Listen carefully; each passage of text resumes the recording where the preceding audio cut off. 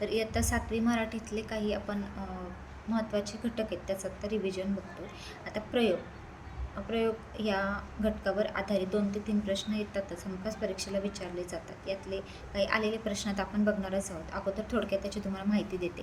आता बघा, क्रियापद वाक्याचा अर्थ पूर्ण करणारा क्रियावाचक शब्द, कर्ता जो क्रिया करतो तो शब्द, कर्म ज्यावर क्रिया घडते ते.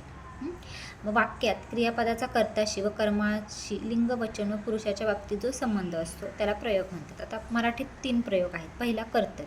आता डायरेक्ट आपण कर्तरी प्रयोग म्हणजे काय तो बघू. तो आंबा खातो, ती आंबा खाते. इथं कर्ता बदलला आहे, ते आंबा खातात. कर्त्याचा वचन बदल आहे, ते केले.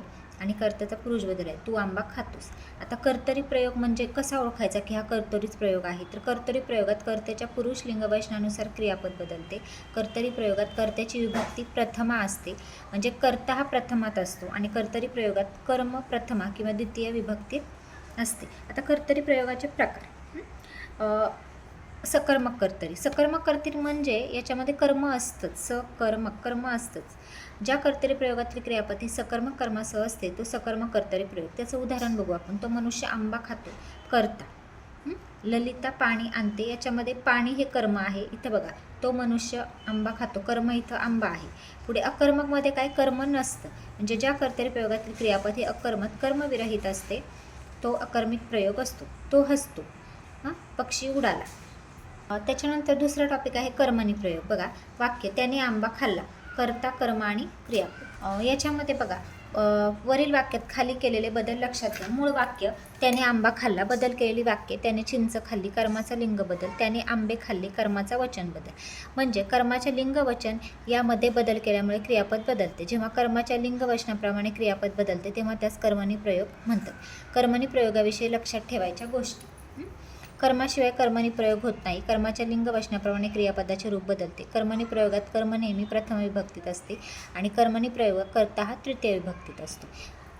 आता त्यांनी उदाहरण दिले बघा. त्याने आंबा खाल्ला, इथं कर्माचा लिंग बदल केलाय. त्याने आहे तोच ठेवलाय कर्ता, चिंच खाल्ली आणि त्याने आंबे खाल्ले, म्हणजे कर्मानुसार इथं क्रियापद बदललेलं आहे. पुढे भावे प्रयोग. मुलाने बैलाला बांधले, कर्ता कर्म क्रियापद. मूळ वाक्य मुलाने बैलाला बांधले. आता बदल केलेली वाक्य बघा. मुलीने बैलाला बांधले, क्रियापद तेच राहिले.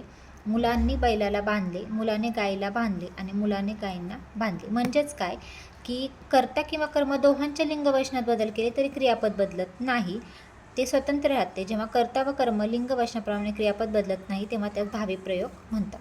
ठीक आहे, आता आपण भावे प्रयोग बघूया. भावे प्रयोगाचे उदाहरणं बघूया. आता भावे काय काय दिलेले आहेत प्रकार याच्यामध्ये बघा. पहिला आहे सकर्मक भावे. ज्या भावे प्रयोगातील क्रियापद हे सकर्मक कर्मासह असते ते सकर्मक भावे. उदाहरण बघा. मधुने मित्राला बोलावले. दुसरा आहे शिपायाने चोराला पकडले. अकर्मक भावे. ज्या भावे प्रयोगातील क्रियापद हे कर्मविरहित असते ते अकर्मक भावे. मुलांनी चांगले वागावे आणि त्याला आज धडधडते. आता याच्यामध्ये बघा, कर्ता आहे मुलांनी आणि क्रियापद आहे वागावे. आता चांगले हे कर्म होत नाही आणि त्याला आज धडधडते. कर्ता येतो त्याला आणि क्रियापद येते धडधडते. आज हे कर्म येत नाही, कर्मविरहित आहे. थोडक्यात एका वाक्यावरून किंवा 2 वाक्यांवरून प्रयोग ओळखूया आपण. बघा, राम आंबा खातो आणि तो बैल बांधतो, कर्तरी प्रयोग. रामने आंबा खाल्ला, त्याने बैल बांधला, कर्मणी प्रयोग. रामने आंब्यास खाल्ले, त्याने बैलास बांधले, भावे प्रयोग. पुढे आता काय करायचं आहे, कोणत्याही वाक्याचा प्रयोग ओळखायची पद्धती तर त्यांनी आपल्याला ट्रिक दिल्यात.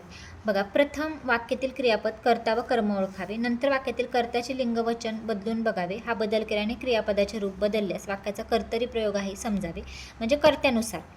नंतर कर्तरी प्रयोग होत नसेल तर कर्माचे लिंग वचन बदलून बघावे. त्यामुळे क्रियापदाचे रूप बदलल्यास वाक्याचा कर्मणी प्रयोग समजावा.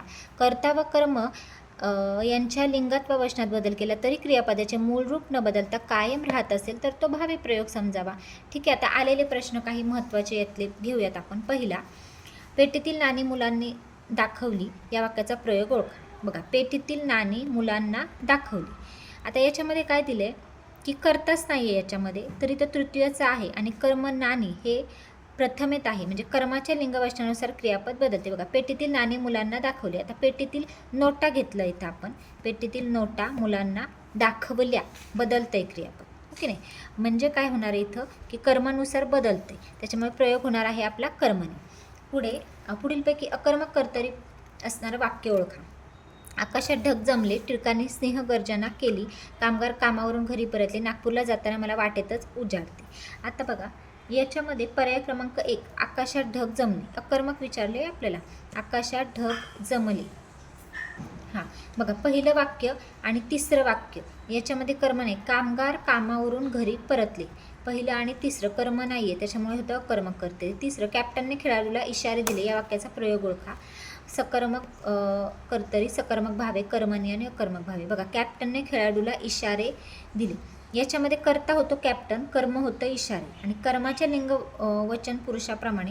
आता कॅप्टनने म्हटलं किंवा एखाद्या मुलाने म्हटलं खेळाडूला इशारे दिले, मुलीने खेळाडूला इशारे दिले, किंवा तुम्ही सरांनी बघा खेळाडूला इशारे दिले, मॅडमने खेळाडूला इशारे दिले, असं बदलून जरी बघितलं तुम्ही इथे करता तरी पण तेच राहते. मग कर्मानुसार बदलून बघायचं.